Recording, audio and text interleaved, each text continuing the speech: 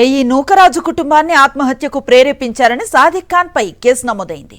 సాదిక్ ఖాన్ పై Kakinada rural Sarpavaram police స్టేషన్లో హత్య case నమోదు చేశారు. జూలై 2న ఏఈ నూకరాజు అల్లుడు జగదీష్ రెడ్డి చనిపోయాడు. జగదీష్ రెడ్డికి సాదిక్ ఖాన్ పాయిజన్ మెడిసిన్ ఇచ్చినట్లుగా ప్రాథమికంగా నిర్ధారించారు.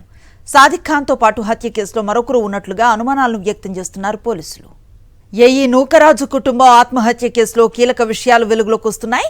కాకినాడకు చెందిన ప్రో రైఫిల్ షూటింగ్ నిర్వాహకుడు షేక్ సాదిక్ ఖాన్ వేధింపులు, హింస భరించలేక తామంతా చనిపోవాలని నిర్ణయించుకున్నామని నూకరాజు లేఖ రాశారు. షేక్ సాదిక్ ఖాన్ ను కఠినంగా శిక్షించాలని లేఖలో కోరారు.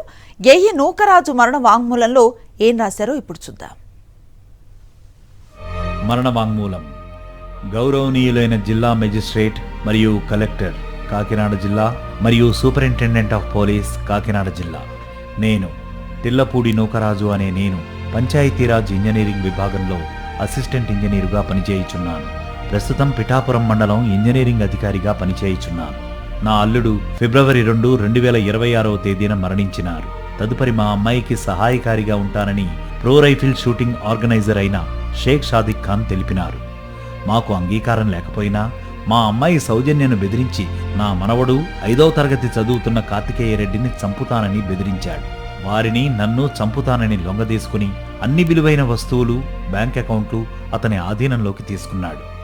నా కూతురిని తీవ్రంగా హింసించాడు. ఈ విషయం బయటకు చెబితే చంపేస్తానని బెదిరిస్తున్నాడు. ఈ పరిస్థితులను తట్టుకోలేక నేను, నా భార్య, నా కూతురు, నా మనవడు కార్తికేయ రెడ్డి ఆత్మహత్య చేసుకుంటున్నాను.